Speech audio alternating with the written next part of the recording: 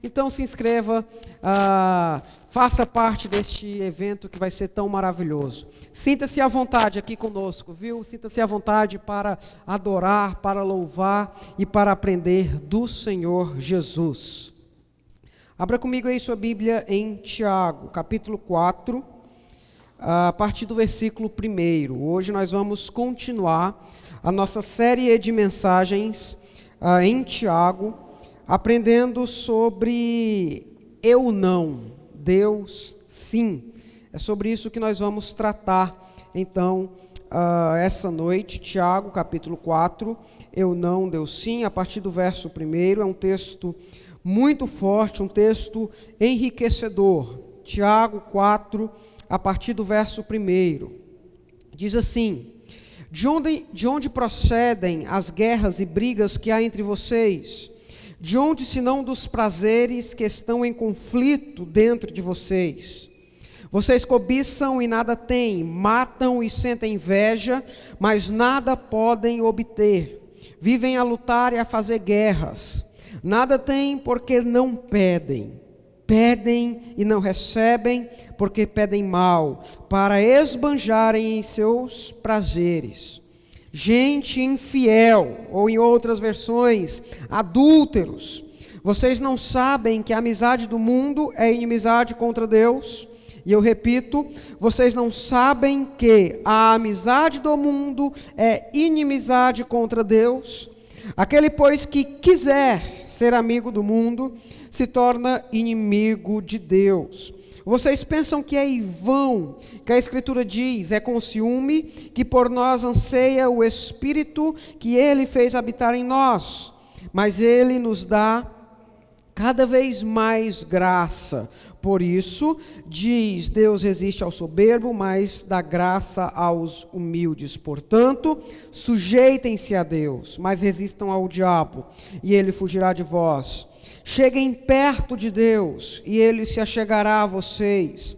Limpem as mãos, pecadores, e vocês que são indecisos, ou vocês que são de ânimo dobre, como tem outras versões, purifiquem o coração. Reconheçam a sua miséria, lamentem e chorem. Que o riso de vocês se transforme em pranto, e que a alegria de vocês se transforme em tristeza. Humilhem-se diante do Senhor, e Ele os exaltará. Curva aí a sua cabeça, vamos falar com Deus. Pai, fale conosco da maneira que Tu queres. Pai, fale aos nossos corações coisas que só Tu podes falar. Pai, encha e ferva o nosso coração do Teu amor e da Tua graça, e com o Teu Santo Espírito neste momento, é a nossa oração em nome de Jesus. Amém. Tiago, capítulo 4, nós trabalhamos os 3 primeiros capítulos, vimos capítulo 1, 2 e 3, e chegamos então no 4º capítulo de Tiago. Estamos quase encerrando então a nossa série Atitudes e Sabedoria. E Tiago chega nesse momento buscando o problema das diversas divisões que estavam acontecendo na igreja. Nós vimos durante essas mensagens, capítulo 1, 2 e 3, que aquela igreja enfrentava uma diversidade muito grande, ela enfrentava várias divisões. Ela enfrentava o problema da língua, ela enfrentava o problema de uns tratarem melhores os ricos do que os pobres. Então são vários problemas de divisão, de briga, de contendas que ocorriam naquela igreja. E o apóstolo Tiago, ele está então em busca de procurar de onde vem isso. Qual é a fonte disso? Por que vocês estão brigando? Por que vocês estão em contenda? Por que vocês tratam melhores os ricos do que os pobres? Por que vocês falam mal uns dos outros? Por que vocês estão com a língua grande demais? Então Tiago está procurando isso. Por que vocês agem dessa maneira? E ele descobre que a origem desses problemas está no próprio ser humano. Ele não descobre coisas muito além disso. Ele vai dizer, olha, o problema está em vocês mesmos. É por isso que ele vai perguntar, de onde vem, se não nos prazeres que estão em conflito dentro de vocês. A ideia aqui de conflito é aquela guerra espiritual que nós vivemos, é aquela guerra espiritual que todo cristão vive, quando a carne limita contra o espírito, quando os nossos prazeres carnais vão contra os nossos prazeres espirituais. Só porque nós precisamos observar aqui que no caso daquela igreja, eram os prazeres carnais que estavam se sobressaindo. E esses prazeres carnais estavam se sobressaindo por um motivo muito simples. Aquela igreja, aqueles irmãos, aquele pessoal a quem Tiago está escrevendo, eles procuravam constantemente os seus próprios prazeres. Eles cobiçavam, eles poderiam chegar a matar, eles sentiam inveja, eles viviam a lutar e fazer guerras por coisas pessoais, por coisas que eles queriam. E nós podemos entender que o motivo disso tudo aqui era a vida dos ricos.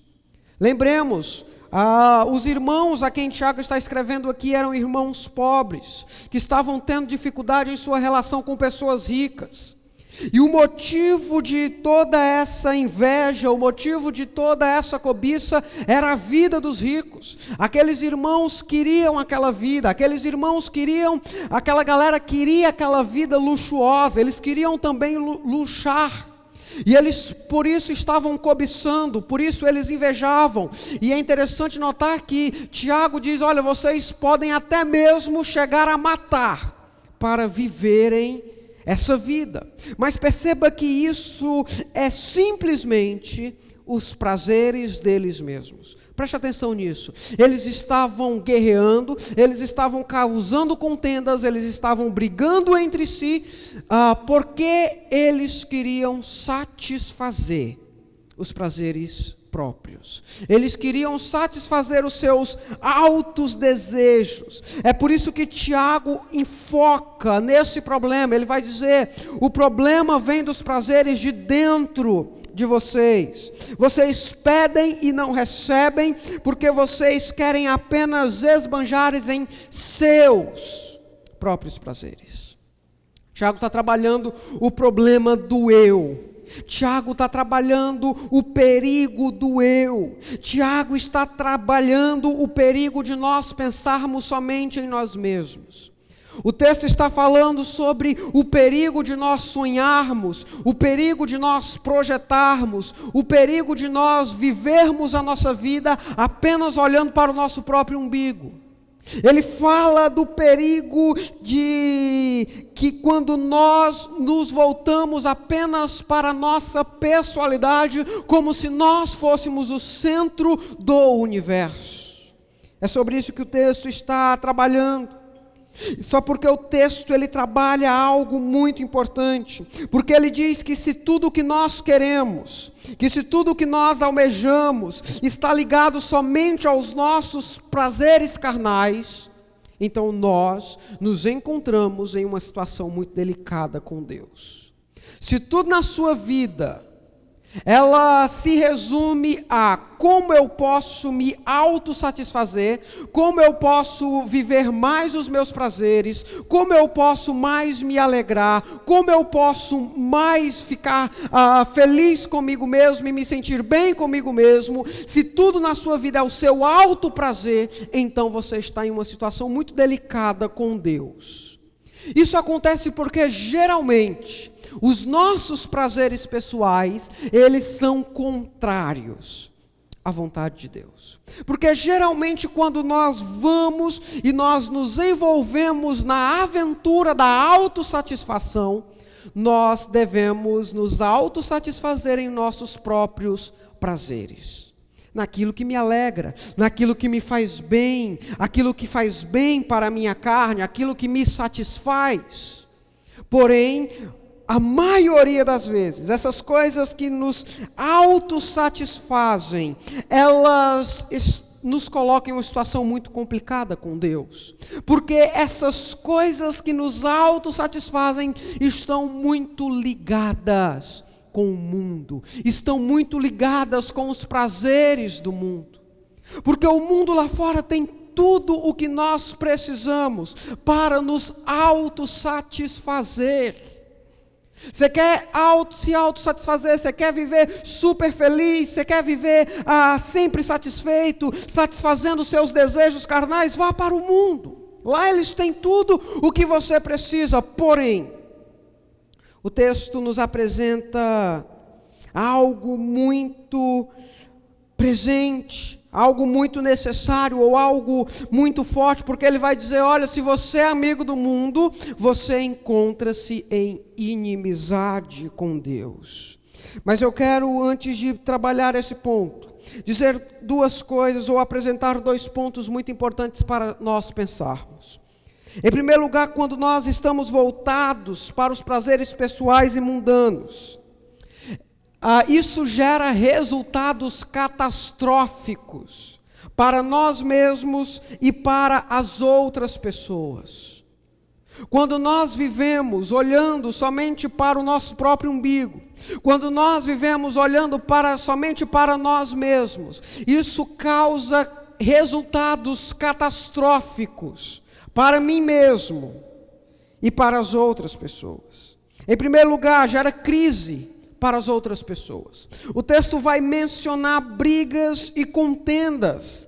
O texto vai dizer, por que vocês estão vivendo brigando? Por que vocês estão vivendo em contendas? Simples, porque todo mundo queria auto se satisfazer. Porque ninguém abria mão. Talvez você tenha às vezes, você pode ter vivenciado isso. Se você tem irmão ou irmã, talvez você saiba o que é isso. Se alguém não abrir mão, vai rolar contenda, vai ter brigas, alguém precisa abrir mão. Nós olhamos isso, por exemplo, para o nosso contexto. Quando nós olhamos para o contexto político brasileiro, nós vamos ver o alto nível de corrupção, nós vamos ver o alto nível de degradação no nosso sistema, porque nós temos pessoas que apenas querem se satisfazer. Portanto, nós não devemos procurar essa autossatisfação, porque, em primeiro lugar, ela gera crise entre as pessoas. Mas, em segundo lugar, e principalmente por causa disso, porque quando nós nos voltamos para os nossos prazeres pessoais, quando nós nos voltamos para os nossos prazeres mundanos, nós somos infiéis a Deus. Preste atenção nisso. Quando nós estamos vivendo baseado nos meus prazeres carnais e mundanos, eu me encontro em uma posição de infidelidade com Deus.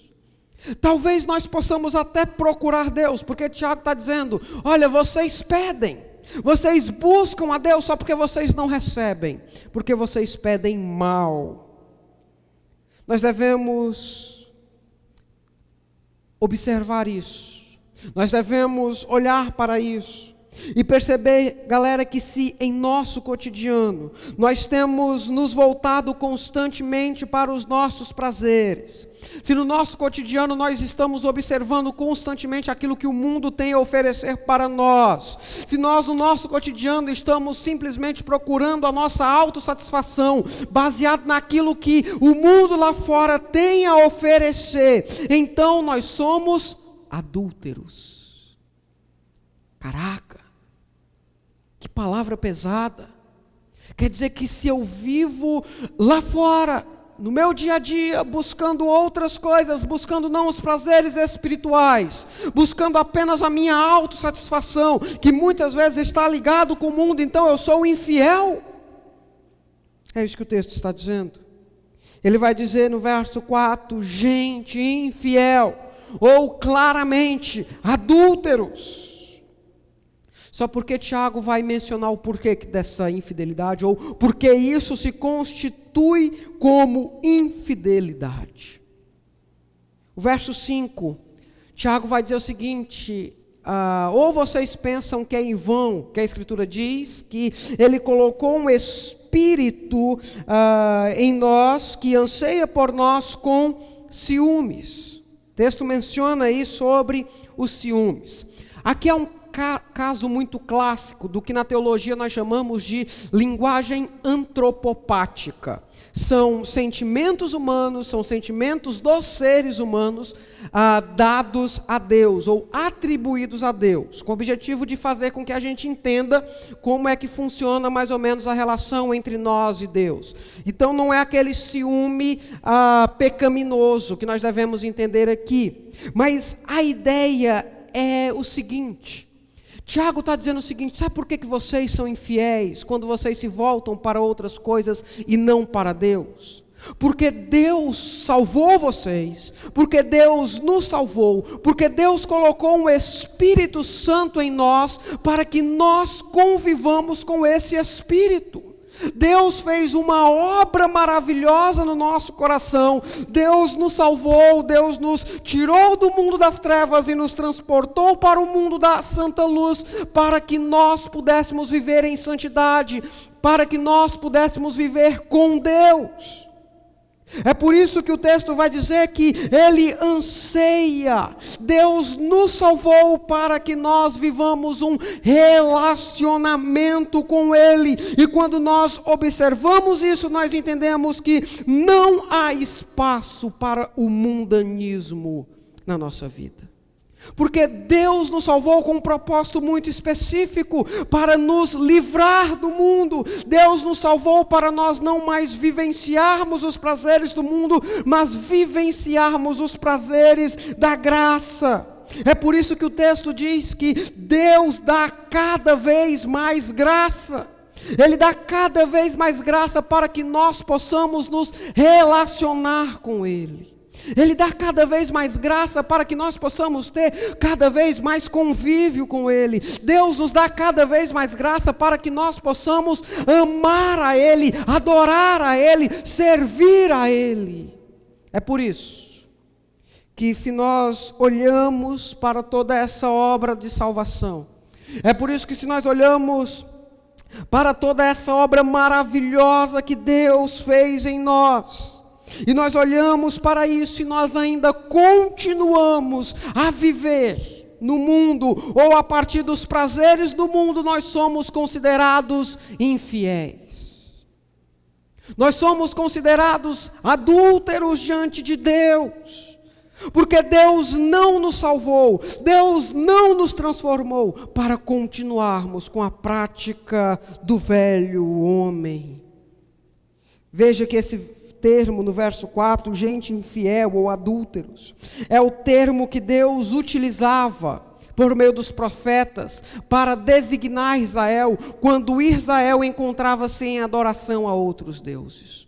Quando Israel partia para adorar aos outros deuses, Deus mandava um profeta para dizer: vocês são adúlteros, vocês são infiéis a mim.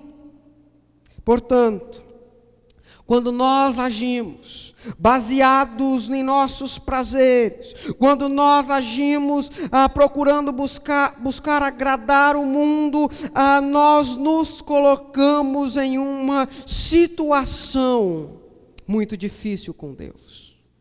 Porque o texto vai dizer que nós somos infiéis.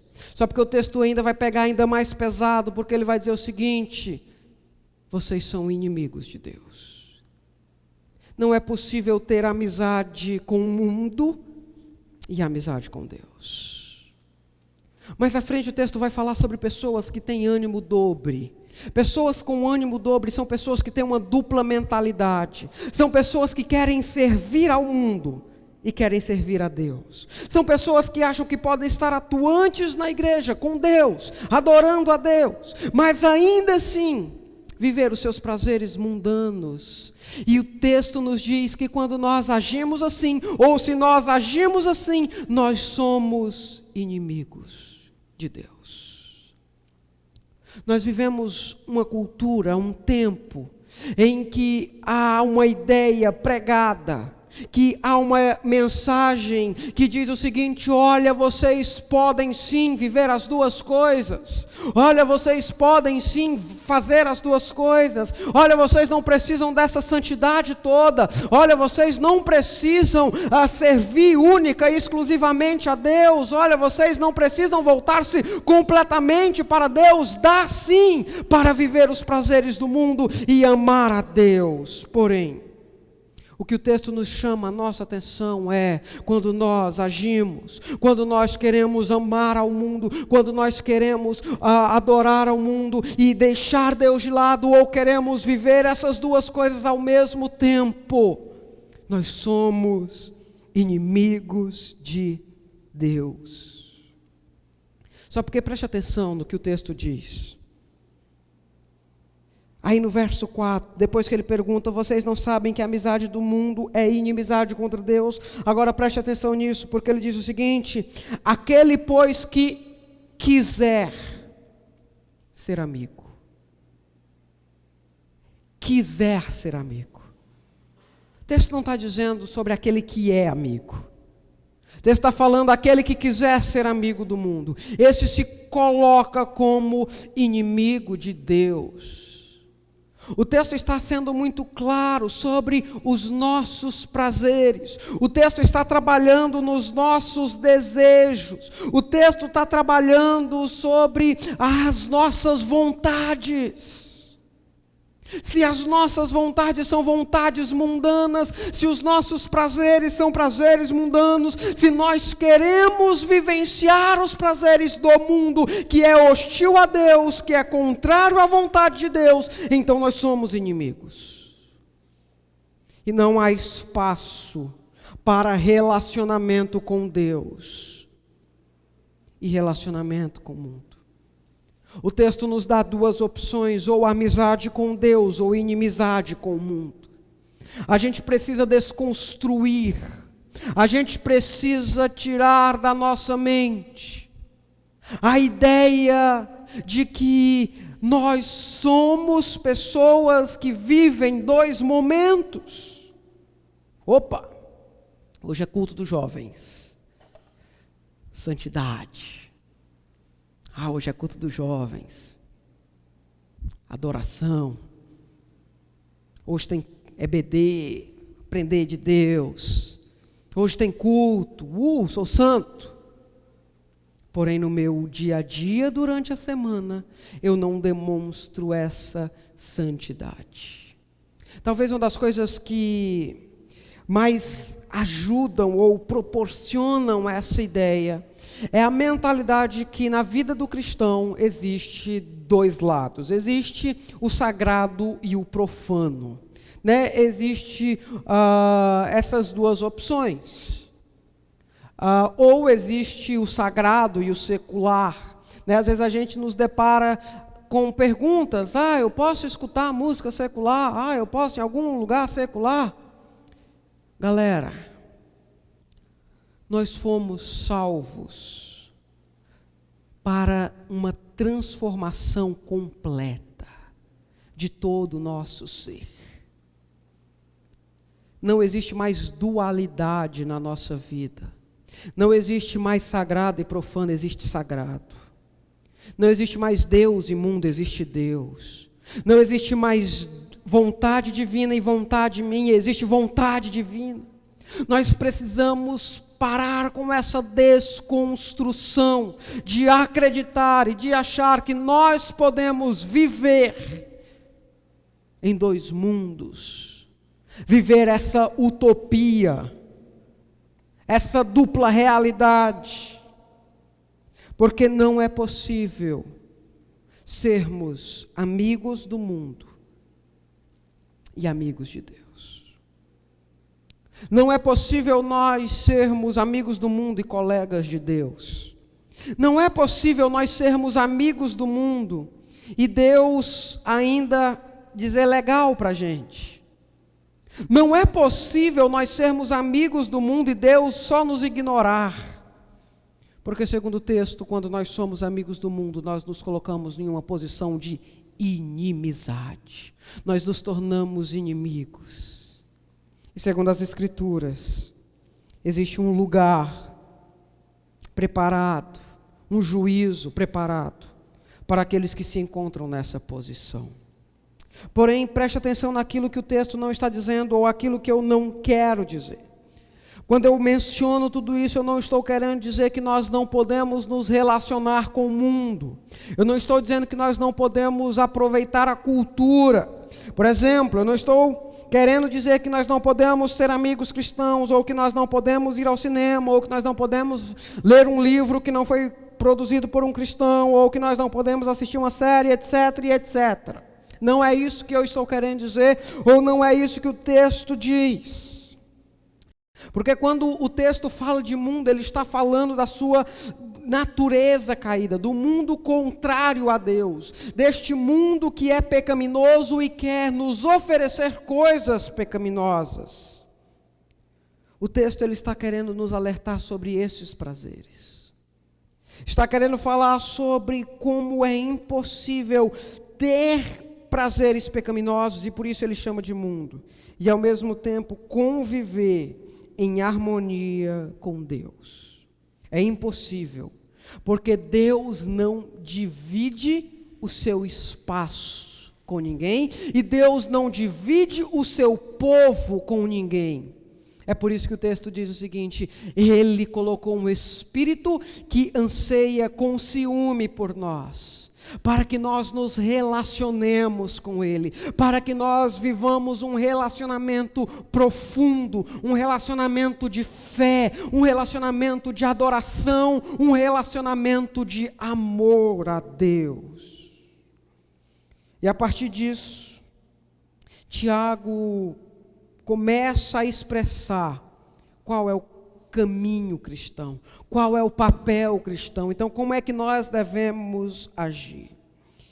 Nos versos 7, no verso 8, Tiago expressa duas atitudes que nós devemos ter para com Deus. Em primeiro lugar, ele diz: sujeitem-se a Deus, mas resistam ao diabo, e ele fugirá de vós. A ideia aqui de resistência é uma ideia de obediência. Então nós poderíamos traduzir: obedeçam a Deus e resistam ao diabo, que literalmente quer dizer fiquem firmes contra o diabo. Preste atenção agora nessas duas frases: obedeçam e fiquem firmes. Há um sentido muito claro aqui.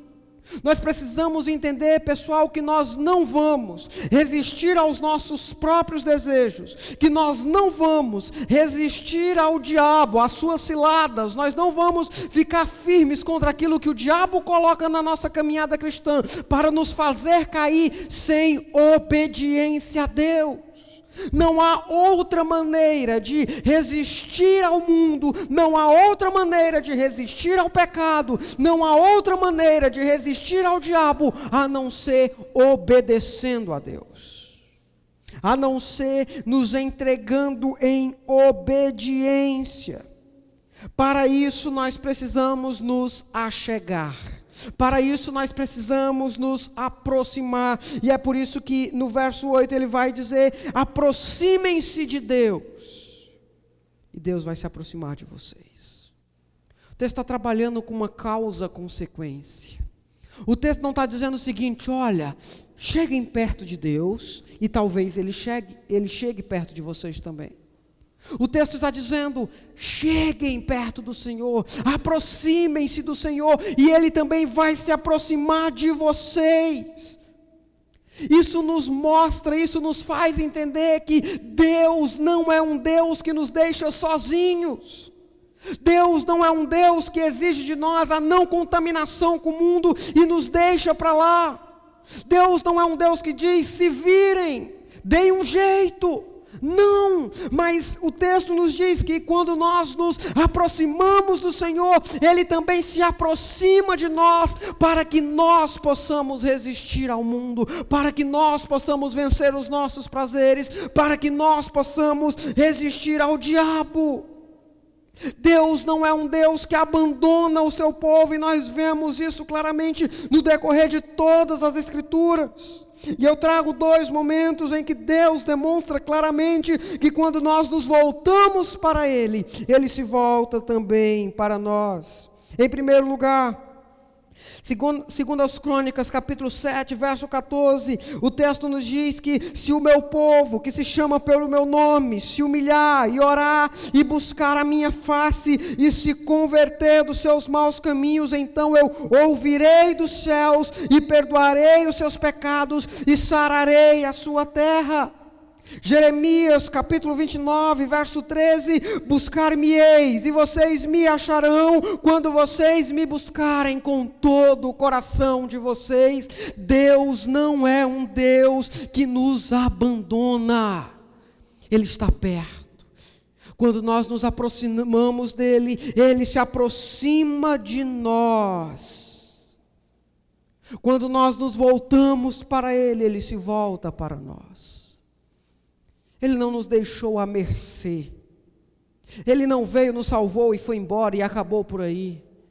Ele tem cuidado de nós. Ele tem nos abençoado. Só porque para que essa aproximação ocorra, ou melhor dizendo, essa aproximação a Deus, ela deve ocorrer por meio de algumas atitudes que nós devemos ter. Nós vimos as atitudes para com Deus, agora eu vou falar das atitudes nossas. Veja o que diz a parte B do verso 8 e o verso 9.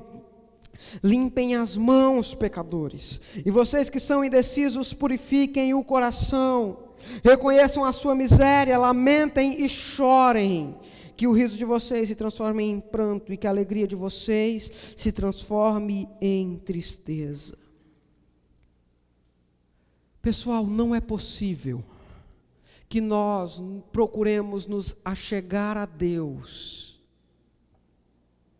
sem que nós sejamos constrangidos pela santidade do Senhor. Isso acontece com Isaías. Isaías vê a visão do trono. Ele olha os anjos cantando, dizendo santo, santo, santo. E ele fica constrangido. Ele diz, ai de mim, eu estou perdido. Porque eu sou um homem de lábios impuros. Estou convivendo no meio de homens, de pessoas que também têm o lábio impuro. E eu vi o Senhor. É por isso que quando Tiago diz o seguinte, olha, se aproximem de Deus, e Ele vai se achegar a vocês, é por isso que após dizer isso, Tiago nos chama ao arrependimento. Porque quando nós nos aproximamos do Senhor, porque quando nós vemos o Senhor, porque quando nós percebemos a santidade de Deus, nós somos constrangidos e nós somos levados ao arrependimento. O texto diz, purifiquem as mãos. Essa era a atitude que os sacerdotes tinham antes de seus trabalhos. Eles precisavam purificar a mão. Se refere a uma purificação exterior. Limpem a atitude de vocês, mudem a atitude de vocês, transformem a atitude de vocês. E aqueles que têm o ânimo dobre, ou seja, aqueles que têm dupla mentalidade, aqueles que pensam que podem servir ao mundo e servir a Deus, limpem o coração, limpem o interior de vocês. Isso aqui me ensina algo muito importante. Porque me ensina que quando eu me achego a Deus, e Deus ele se achega a mim, tanto as minhas atitudes exteriores, quanto os meus pensamentos, as minhas motivações, os meus propósitos, o meu interior, ele é transformado por Deus. É por isso que esse limpar, tanto exterior e interior, eles só ocorrem por meio do arrependimento. Tiago vai dizer no verso 9, reconheçam a sua miséria, lamentem e chorem. São termos que Deus usa para conclamar o seu povo ao arrependimento. São termos que Deus usa para chamar a gente a se arrepender, a transformar a nossa mente, o nosso coração. Só porque perceba que esse arrependimento, ele precisa acontecer por meio de mudança radical. Esse arrependimento, ele precisa acontecer por meio de uma transformação incrível em quem nós somos, naquilo que nós gostamos de fazer, naquilo que nós fazemos. Porque o texto diz o seguinte: olha, aquilo que era motivo de riso, seja agora motivo de tristeza. O texto está querendo dizer o seguinte: olha, sabe aquelas coisas que davam tanto prazer para vocês? Sabe aquilo que vocês praticavam e que vocês riam tanto, se alegravam tanto fazendo aquilo? Sabe todas essas coisas? Pois chorem de arrependimento. Chorem agora, que isso seja motivo de choro, que aquelas coisas tão boas, prazerosas, carnais e pecaminosas que nós muitas vezes vivenciamos, que às vezes nós olhamos para dentro de nós, mas isso me dá tanto prazer, mas isso é tão bom, tudo isso deve ser motivo de choro. Choro porque tudo isso nos afasta do Senhor, e é por isso que Tiago diz: aquilo que era motivo de tristeza, seja agora motivo de choro. Isso me dá uma lição muito importante sobre arrependimento. Que o verdadeiro arrependimento se dá quando nós tomamos uma atitude diferente, quando nós tomamos uma atitude completamente oposta e radical em relação ao pecado, de uma profunda tristeza que nos faça mudar. Arrependimento não é só lágrimas. Arrependimento não é só sentimento. Arrependimento é mudança de caráter, de atitude, que nós precisamos ter. Isso há um meio de nós nos arrependermos. Humilhação. O texto termina dizendo: humilhai-vos diante do Senhor, e Ele vos exaltará. Às vezes nós temos a tendência de nos vermos de maneira muito mais elevada do que nós de fato somos. Às vezes nós temos a tendência de nós almejarmos várias coisas simplesmente para agradar o nosso ego. Às vezes nós queremos nos exaltar, assim como os leitores dessa carta queriam se exaltar. Porém, a verdadeira exaltação é humilhação. Nós só seremos de fato exaltados se nós nos humilharmos diante do Senhor. O texto nos diz: humilhem-se. Não existe arrependimento sem humilhação. Não existe arrependimento sem nos prostrarmos diante do Senhor e clamarmos por graça. É nos humilhando diante de Deus que nós recebemos graça. É nos humilhando diante de Deus que Ele se achega a nós. É nos humilhando diante de Deus que nós vemos os nossos propósitos e planos se cumprirem de acordo com a vontade dEle e para a honra e glória dEle. Humilhação. Sabe, parar e reconhecer o quanto nós somos pecadores.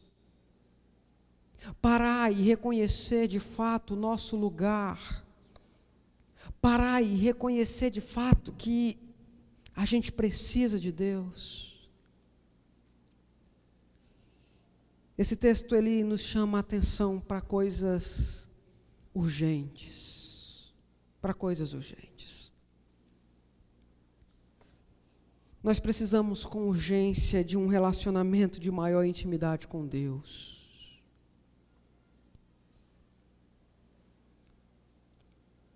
Nós muitas vezes encontramos muito tempo para muitas coisas. Nós muitas vezes encontramos muito tempo para muitos afazeres. A gente tem muito tempo para a rede social. A gente tem muito tempo para o nosso trabalho. A gente tem muito tempo para a faculdade. Mas eu tenho aprendido que tempo, muitas vezes, é prioridade. Se você priorizar o seu relacionamento com Deus, você terá muito tempo para se relacionar com Ele. Sabe, o texto está nos chamando para esse relacionamento. Ele está falando sobre a urgência de jovens que se relacionam de maneira verdadeira com Deus. De jovens que obedecem, de jovens que se aproximam, de jovens que se humilham. Nós não podemos cair no ceticismo. Nós não podemos pensar que relacionamento com Deus é quando a gente vai na igreja e a gente escuta sobre esse Deus. Relacionamento com Deus são coisas mais profundas. E o texto nos diz que esse relacionamento é obediência. O texto nos diz que relacionamento é aproximação. O texto nos diz que relacionamento com Deus é humilhação. Mas além de essa necessidade de arrependimento, de relacionamento com Deus, nós somos um povo que precisamos com urgência de arrependimento. Nós precisamos nos arrepender.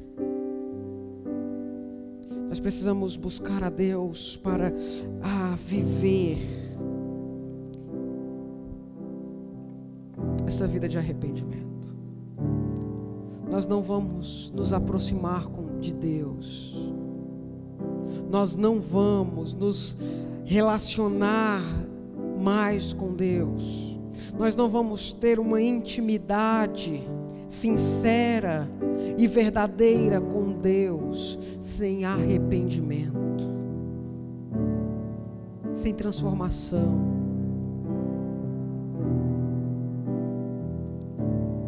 Nós devemos ter uma extrema tristeza quando nós pecamos. Nós devemos transformar o nosso riso, aquilo que são prazeres pecaminosos, em motivos de choro. Nós devemos procurar uma mudança radical. O Senhor diz: olha, se vocês se aproximarem de mim, eu também vou me aproximar de vocês. Mas para isso é preciso arrependimento. Eu sei que Deus requer isso. Deus requer jovens que vivenciem relacionamento autêntico com Ele. Deus requer jovens e adolescentes que vivam em arrependimento. Deus requer jovens e adolescentes que são de fato quebrantados, transformados pelo Senhor. Não existe dualidade. É impossível que nós nos relacionemos com o mundo. É impossível que nós olhemos somente para os nossos prazeres e ainda assim tenhamos um relacionamento autêntico com Deus. O tema dessa mensagem é eu não, Deus sim. E eu quero convocar você aqui esta noite a tomar essa decisão, dizer eu não. não meus prazeres, não o mundo, não aquilo que eu acho que é correto, não o meu pensamento de que é possível conviver com o mundo e conviver com Deus. Deus está nos chamando para um relacionamento sincero e verdadeiro com Ele essa noite. Deus está nos chamando para uma vida de arrependimento. Deus está nos chamando para transformação. Eu quero clamar ao Senhor que isso seja uma realidade na nossa vida. Curve a sua cabeça.